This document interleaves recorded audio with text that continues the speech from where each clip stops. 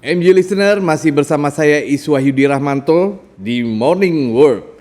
Dan tadi sudah kita dengar soal berita terkait dibukanya kembali lampu hijau yang diberikan oleh pemerintah Arab Saudi bagi jamaah umrah Indonesia yang akan melaksanakan ibadah umroh nantinya. Nah, pertanyaannya, seberapa siap kita untuk mempersiapkan terkait persiapan pada saat di sana sudah mulai dibuka betul-betul, karena sekarang pemerintah juga lewat Kementerian Luar Negeri, Kesehatan dan Agama sedang mempersiapkan secara detailnya. Nah, juga kita ingin tahu seperti apa perspektif dari penyelenggara haji, pengusaha travel umroh terkait lampu hijau ini. Sudah bersama saya Ketua Umum Asosiasi Muslim Penyelenggara Haji dan Umroh Republik Indonesia atau AMPURI, Bapak Firman M. Nur di Jakarta. Assalamualaikum Pak Firman. Waalaikumsalam warahmatullahi wabarakatuh. Seperti apa nih Pak tanggapannya setelah dibuka atau sinyal lampu hijau dari pemerintah Arab Saudi bagi AMPURI sendiri Pak?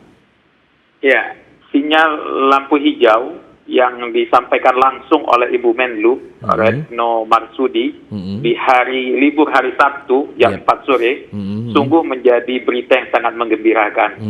Kami selaku pelaku usaha mengucapkan rasa syukur alhamdulillah dan tentunya para jamaah yang ribuan bahkan puluhan ribu yang sudah tertunda semenjak bulan Februari 2020 yang lalu sangat berbahagia dengan kabar gembira tersebut.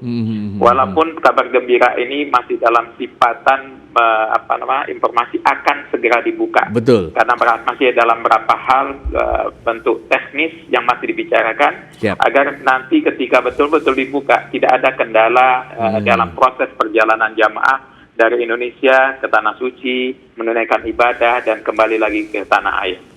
Yang jelas Mas Iswahyudi ya? Iya. Iswandi. Betul Pak. Iya, Yudi aja Pak. Mas Yudi. Yang jelas Mas Yudi,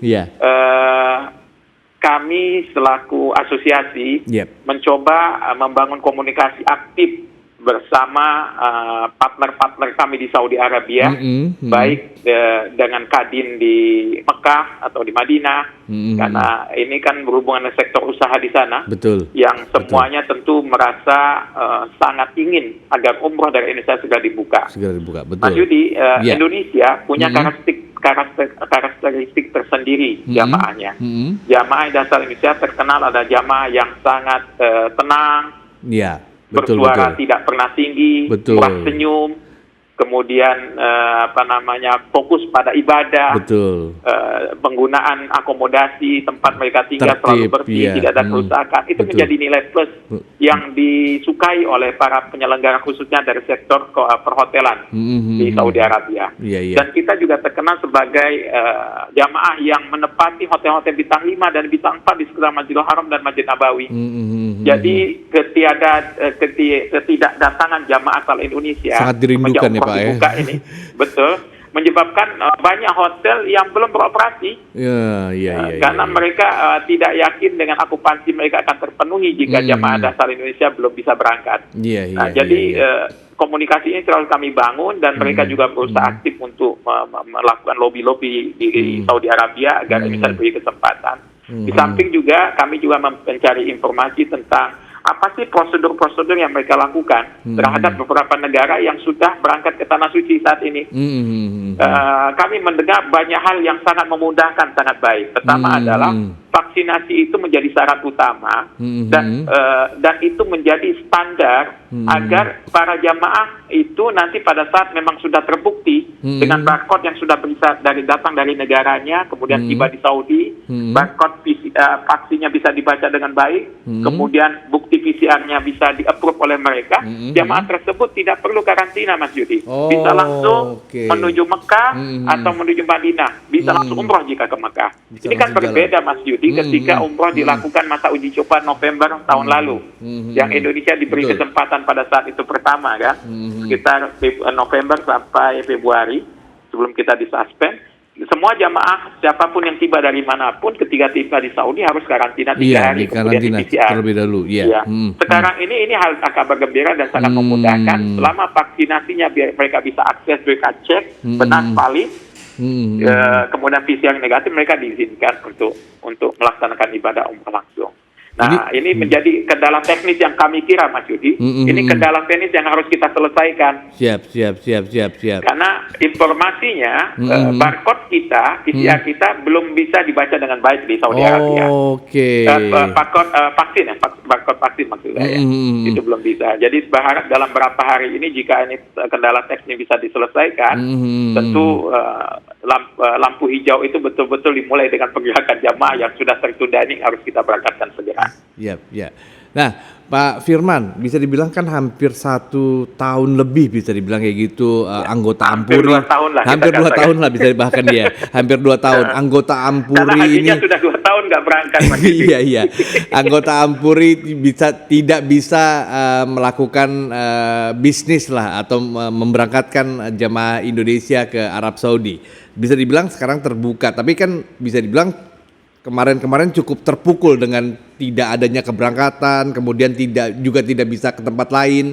Nah, ini seperti apa, Pak? Kalau misalkan anggaplah ada anggota Ampuri yang bisa dibilang tidak cukup mampu terkait modal mungkin ya, Pak. Karena kan bisa dibilang kan berhubungan segala macam kan butuh hal-hal terkait itu. Apakah memang berharap ada pemerintah dapat memberikan bantuan lebih terkait pendanaan modal di awal atau seperti apa mungkin Pak Firman? Ya, kita tidak menutup kemungkinan apa yang disampaikan oleh Mas Yudi tadi terjadi pada anggota kami atau sebagai penyelenggara.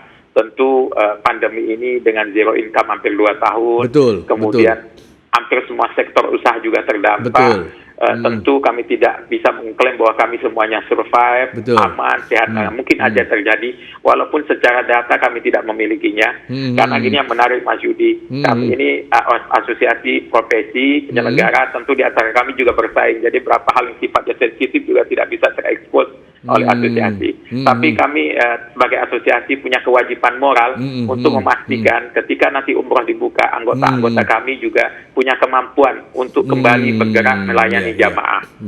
Memang saat ini yang kami hadapi Mas Yudi dan realita yang sama-sama kita ketahui bersama, ketika pandemi ini terjadi, penyelenggara haji umroh khususnya sudah melakukan deposit di awal karena sudah menjadi tradisi kami sebagai penyelenggara. Paling lambat 6 bulan sebelum paket itu keberangkatan itu dilakukan, kita sudah deposit di sana. Deposit di semua kebutuhan. Yang paling banyak depositnya itu berada di airline, di pesawat.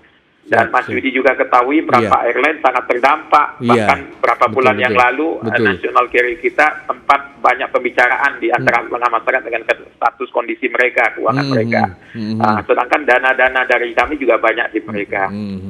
Begitu juga di akomodasi hotel. Di hotel-hotel ini karena sifat kami ini memang haji umroh ini perjalanan yang subhanallah yang berbeda dengan perjalanan tur lainnya. Kalau kita menyelenggara tur ke Eropa, ke negara-negara lain, semua proses itu dimulai dengan performa. Artinya hanya bookingan saja tanpa ada deposit, hanya untuk sudah bisa dilakukan. Bisa dilakukan untuk proses visa. Kalau haji umrah beda. Kalau umrah ini semuanya full payment di muka. Deposit di awal. H-30 sudah lunas semuanya. Nah, jadi ini mungkin agak kendala. Yang saat ini kami lagi membangun komunikasi dengan beberapa lembaga keuangan, dengan BPKH, dengan Kemenak, untuk bisa membuat program khusus program khusus yang bisa memudahkan nantinya sektor usaha ini bisa bangkit kembali. Memicu travel umroh haji ini kembali bangkit lah, bisa dibilang kayak jadi starter gitu ya Pak. Betul. Karena kita ketahui kami sebagai PHK punya dana yang cukup besar di BPKH karena setoran haji ini kan dananya PHK. Walaupun dana jamaah yang dibayarkan kepada kami dalam bentuk pembayaran. Artinya jamaah itu membayar dan mendapat kwitansi pembayaran. Nah, kemudian karena regulasi harus kami setorkan ke BPKH. Artinya di BPKH ada cukup besar dananya, ada $400 juta. Hampir 6 triliun ya. Hampir 6 triliun ada di sana. Nah, kami lagi mencoba mendiskusikan agar dana yang ada ini bisa disalurkan kembali ke kami untuk penyertaan modal, untuk menguatkan kembali. Karena kan kami mempunyai kewajiban moral yang sangat besar untuk pastikan jamaah sama yang sudah terbayar ini segera diberangkatkan. Walaupun di awal nanti tidak semua hotel yang kami gunakan akan aktif, terpaksa harus membuat booking di hotel baru. Tidak semua tiket airline yang sudah kami deposit bisa dipakai karena belum tentu mereka operasi.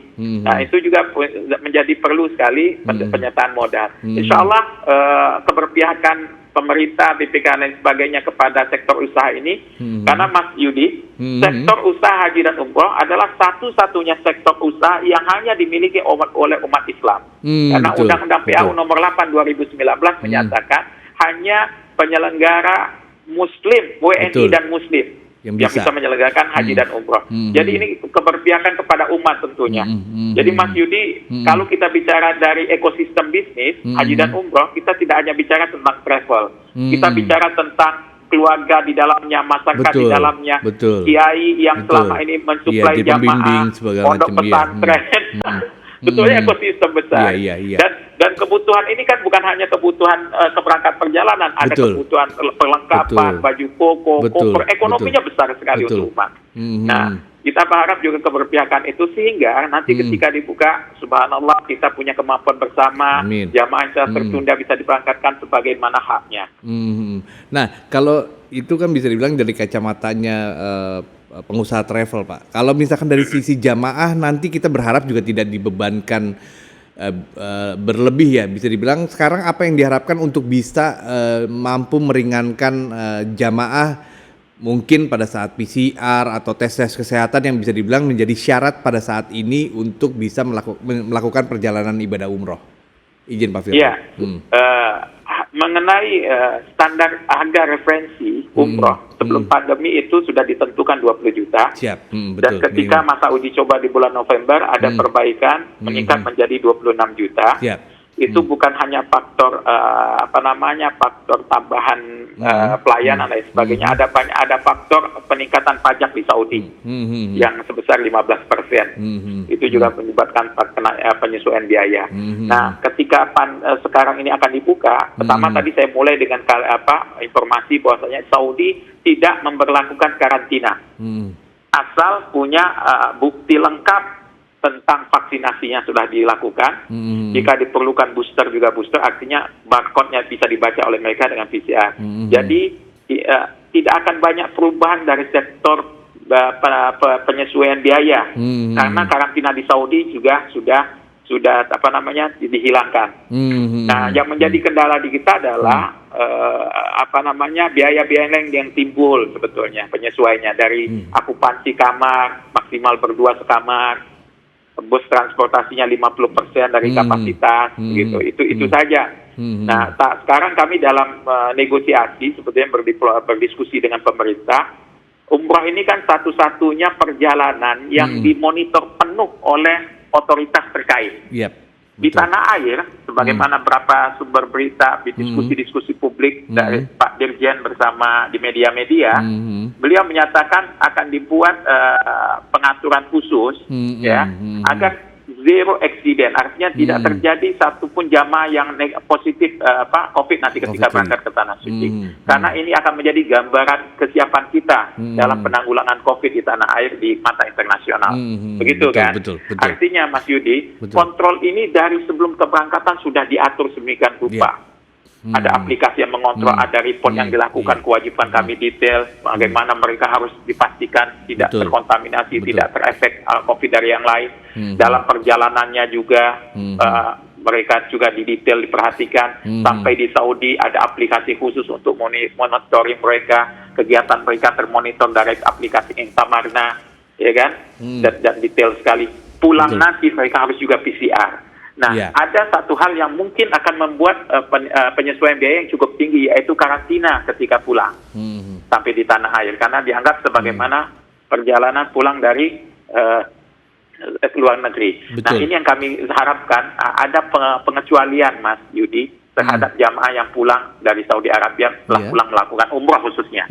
Karena tadi bagaimana monitoring ketat ini sudah dilakukan, seyogyanya ini menjadi nilai plus untuk bisa dikecualikan dari kewajiban karantina. Jadi Mas Yudi, dari persepsi jamaah, mereka sudah menunggu hampir 2 tahun, sudah membayar hampir 2 tahun, kemudian tidak bisa menikmati pelayanannya. Ketika mereka harus berangkat, kemudian menambah biaya karena ada penyesuaian protokol, tentu ini tidaklah mudah. Kami takut mereka gagal lagi berangkat karena ketidakmampuan memenuhi kewajiban penyesuaian biaya tersebut. Makanya kami harapkan dalam media ini juga dan beberapa diskusi kami selalu kami tawarkan, mohon untuk dipertimbangkan kembali, karena boleh saja dilakukan pengecualian, toh. Ya, selama memang itu betul-betul sudah dipantau, dimonitor dengan baik, dan kami yakin kami selaku asosiasi dan anggota kami insya Allah akan taat dan patuh mengikuti regulasi apa yang ditetapkan oleh pemerintah Indonesia atau pemerintah Saudi, sehingga target tujuan bersama perjalanan yang aman dan membawa keselamatan bagi jamaah itu tercapai. Nah, kalau yang sekarang kan jadi momok yang cukup menakutkan bagi jamaah umroh Indonesia adalah vaksin. Ya bisa dibilang kita rata-rata menggunakan Sinovac dalam pelaksanaan vaksin di Indonesia. Namun pemerintah Arab Saudi sepertinya belum menerima kalau vaksinnya itu pakai brand tadi Sinovac.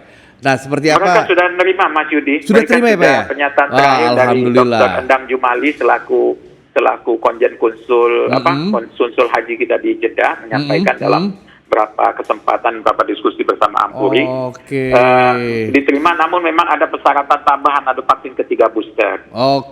Jadi tinggal boosternya aja ya Pak ya, berarti ya. Iya betul. Kalau misalkan kayak gitu. Dan kami juga sudah mendiskusikannya ke Kementerian Kesehatan, baik melalui Pak Menteri atau Dirjen Pelayanan Masyarakat kalau nggak salah. Itu mereka membuat statement, kami akan memenuhi selama menjadi persyaratan. Karena memang faktor keadilan bahwasanya sebaran vaksinasi belum menyeluruh di Indonesia. Namun ketika itu menjadi regulasi, insya Allah akan disiapkan dan dibantu oleh pemerintah. Dan kami juga mengusulkan agar ini tepat sasaran, asosiasi diajak untuk dalam pendistribusiannya. Iya betul, sehingga controlling kita juga tepat sekali, jangan sampai nanti terkesan ini disalahgunakan dan sebagainya. Betul, sepakat. Nah, Pak Firman, kalau misalkan sekarang kalau misalkan yang dahulu 2 tahun lalu mendaftar, urutan untuk berangkatnya seperti itu ya Pak, tetap sesuai urutan yang memang sudah yang pernah didesain oleh travel haji, atau seperti apa Pak Firman untuk mungkin banyak orang yang bingung. Secara moralitas, insya Allah kami dan seluruh penyelenggara anggota kami tentu punya amanah untuk mendahulukan yang lebih dahulu mendaftar, yang sudah lebih lama menunggu. Tentu, tapi kan semuanya tergantung dengan kemampuan mereka memenuhi semua persyaratan. Baru ya. Karena ya tetap masih ada batasan usia minimal 18 tahun. Karena kan umroh ini menarik, kadang-kadang orang berangkat umroh ini keluarga. Iya, betul dari anak segala macam sampai kakek. Iya, betul. Betul. Yang kita syukurin Mas Yudi, batasan usia minimal, tidak ada batasan usia maksimal. Ya, ini juga jadi banyak di antara orang tua kita, saudara kita atau kakek nenek kita yang selama ini bersemangat untuk umroh, kemarin ketika masa uji coba bersedih hati karena batasan usia 60 tahun. Betul. Nah, ini sekarang ini terbuka untuk batasan usia yang tidak ada batas atasnya, tapi hanya batas bawahnya. Hanya batas bawah, 18 tahun yang boleh, 18 tahun ke atas ya Pak ya, yang boleh ya. Iya betul, 18 tahun ke atas. Ya kalau kita sih berharap pemerintah itu mengeluarkan, ya bisa dibilang kayak subsidi lah untuk memicu kembali pertumbuhan atau gairah industri penyelenggaraan haji umroh ini untuk kembali berputar lah, bisa dibilang kayak gitu, roda ininya ya Pak ya, roda prosesnya. Ya, itu yang saat kami sebagai asosiasi sedang usahakan bersama DPR, bersama pemerintah untuk bisa memberikan dorongan secara stimulus lah mungkin, ya walaupun tidak bentuk dalam bentuk yang paling penting adalah penyertaan modal ya. Karena sebetulnya dananya adalah dana kita, dari kita bisa back to back kepada penyelenggara sendiri, sehingga ini bisa bangkit kembali sektor usaha ini. Yang tadi bahwasanya kita bukan hanya bicara travelnya, tapi ada ekosistem ekonomi umat di dalamnya. Betul, harus dijaga. Betul. Nah, Pak, kalau sekarang kan bisa dibilang Kemenlu, kemudian Kemenkes dan Kemenak sedang berupaya untuk untuk cari solusi terbaik untuk tidak ada halangan pada saat pembukaan pemberangkatan jemaah haji umroh tadi. Kalau dari Ampuri sendiri, kalau misalkan mau kasih masukan seperti apa? Seperti apa Pak? Ya, izin. Pertama kami berharap asosiasi diikutsertakan dalam pembicaraan teknis akhir ini dengan di Kerajaan Saudi Arabia. Kami punya kepenting sekali untuk bisa, karena mohon maaf Mas Yudi, kami sebagai penyelenggara yang tahu teknis detailnya dalam kegiatan apa yang potensi akan menjadi kendala nanti. Jadi karena kadang-kadang dari persepsi orang yang bukan menjalankan ya, dianggapnya penting sebenarnya nggak penting, tapi yang dianggapnya nggak penting sebenarnya penting ya. Betul. Siap. Jadi kalau kami kan sudah ada asosiasi dan Ampuri akan berbesar hati kalau seandainya diajak untuk berdiskusi dalam merumuskan teknis kebijakan, sehingga nanti kita bisa mengantisipasi kendala-kendala teknis yang tidak semestinya terjadi.